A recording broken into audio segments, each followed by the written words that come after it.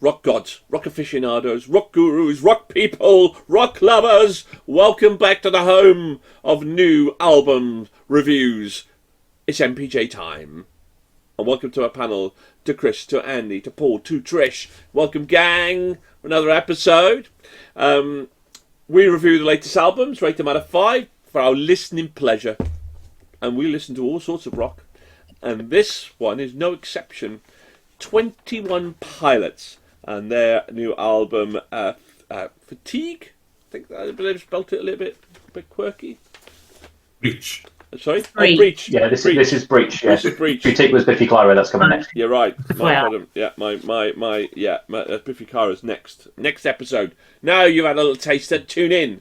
Anyway, 21 Pilots, Breach. Now, 21 Pilots returning band. We reviewed Clancy back in the day, and let's be honest, after Blurry Face, it was going to be a tall order, and Clancy was not the best album in the world. And so when it came to comparing that to Blurry Face, and I'll just kind of start here a little bit in terms of 21 Pilots, because when I started this journey during COVID, and I reviewed the top, I did a blog on the top 100 albums. Blurry Face was one of them, and actually Blurry Face meant a lot to me because it made me realise what I've been missing, and what great new bands are out there, great new sounds, and that kind of flavour. So I just thought I put it out there in terms of because some people go, well, this is not a rock album, whatever. But I think that it is. So anyway, I just thought I'd start that because the band, did mean quite a bit to me, and I was very disappointed with Clancy. But let's see what you guys thought of Breach. Trish, let's start with you. Let's start with some real positive vibes here. This is 21 Pilots doing what they do best. They've grown as each album they make, personal storytelling with their distinct sound musically and vocally. Sticking to their bread and butter sound, not deviating from this. Just that the stories have developed as the years have passed and from their experiences. It's an easy listen for sure. Personally, for me, nothing special or stand out to make it a go-to album, but it will 100% please fans old and branch out to a newer audience. Paul! Now. Okay, so in 2015, I critically acclaimed 21 Pilots' fourth album, Blurry Face, as one of the best albums of that decade. It was musically eclectic, in an alternate rock arena, vulnerable and personal. It was also a concept album halfway through the journey of Clancy and his journey and rebellious fight against the bishops who rule in the futuristic city of Dima. Breach, then, is the final chapter as Clancy tries to escape the city of Dima, but the evil bishops always drag him back. Clancy joins the Banditos, basically a stand-in for the skeleton clique, and they work together to resist the bishops. The idea is that healing is not linear, the rest of a Dysposian window dressing. On Breach, Clancy faces off for the last time against Bishop's leader, Blurry Face, and fails. Breach then is the end of the story, a return to the music that we loved and found on Blurry Face. In part vulnerable and at times a reminder that no one else could or would create this type of album. Ooh. You enjoyed it? Yeah. I mean that was a great biography of the film, but you didn't actually tell us what you actually really enjoyed or not enjoyed the album. Well, I kind of did. I said it was a return to You kind of did, but you didn't. And I didn't. No, but that's myself. I'm Mystique, and I kept in with the Mystique that is the 21 Pilots. Well, I thought confusing sometimes because there's only a band member of 2, but yeah. I thought the verdict was a bit blurry, and on the face of it, I wanted some clarification. Okay. Andy, but that's still obscure. Yeah, when I was reading up for it before I listened to it, I thought, this is going to be quite sort of interesting, right up my street kind of thing. I didn't quite work for me. I think yeah, I think Porter's waxed lyrically about the concept of it, and I'm not quite sure that kind of like multi-album, massive story thing works. I think it's a bit overwashed, a bit overdone through for it. I think musically it's obviously quite inventive. There's a lot of stuff going on through for it. There's a lot of influences, a lot of genres coming through, which obviously is, I think Nigel said, it might not be proper rock kind of thing through for it. Yeah, but it's much more sort of alt rock. There's a bit of rap in there. There's a bit of sort of all those kind of genres which come through for it. So musically, it's really interesting. I did enjoy listening to it.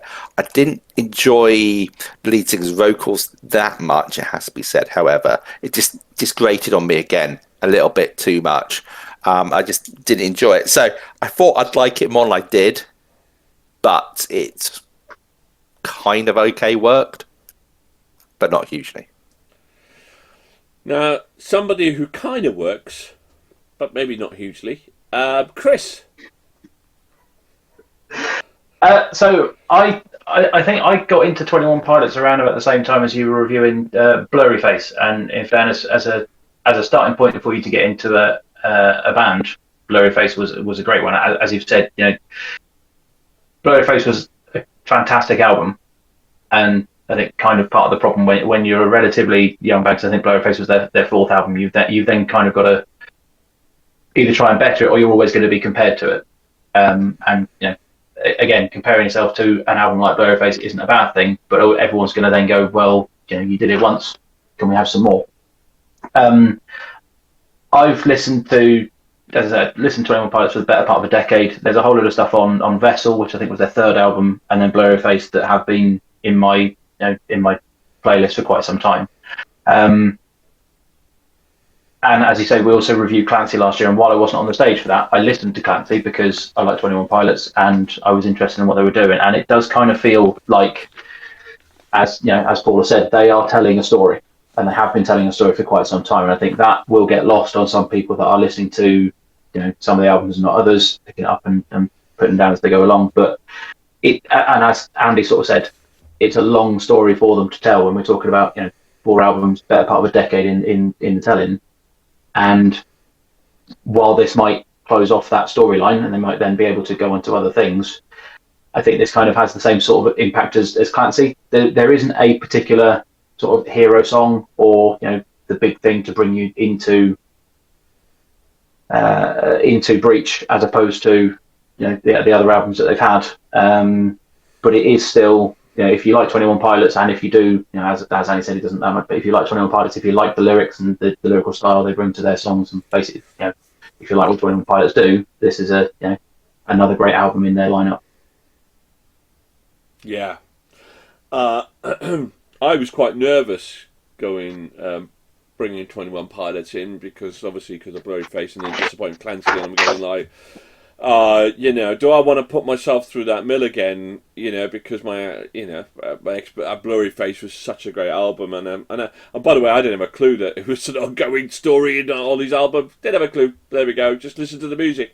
I thought this was such a welcome back to return to form, because I think for me, Blurry Face, what was so strong about it was its eclectic kind of mixture between rock, pop and rap, and I thought they got it, and I thought the blend on Blurry Face was absolutely spot on. I mean, I hadn't heard anything like it, and I think this was a terrific return to form. I thought it was a really kind of, it was a couple of misses, but genuinely things like Drum Show is just superb, Garbage is just terrific. Drum Show particularly was just hit my playlist.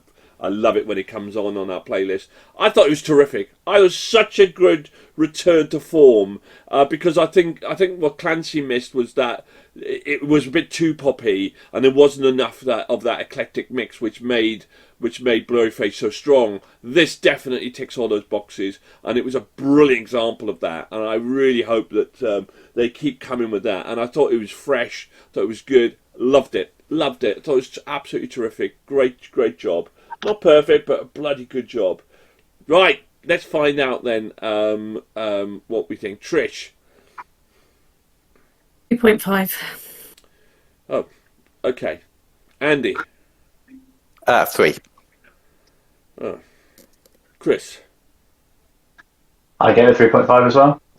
Okay. Getting better, I suppose. Paul. I give it a 4.5. Come on! I also, Paul, give it a 4.5. So, we're left with Dom's votes. If Dom gives this a 4.5 or above, it's in the Hall of Fame. It's in the Hall of Fame. But it's Dom. It's dominant. But Paulie comes to our rescue because he also gave it a 4.5. He loved it just as much as we did. Dom, we love you. We're Wow. ditching. Trish 2.5 gone. Never happened. Yep. Never happened. Which gives it a 4. It gives it a 4, and 21 Pilots are in our Hall of Fame. Will it be enough to get a wild card into our album of the year? We didn't get a 5, so unlikely, but you never know. And it gets into our top. It was 120th album of all time, which is terrific, and 37th album of the year. So congratulations, 21 Pilots. Great album. Welcome return. Keep it going. Loved it. So well, most of us liked it anyway. But there we go. Anyway, thank you very much.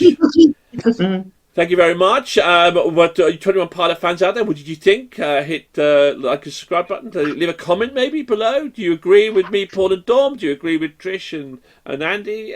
Cully, somewhere in the middle, so we'll forgive him. So, but there we go. Anyway, thank you very much. Goodbye, and keep on rocking. Keep safe. Bye for now.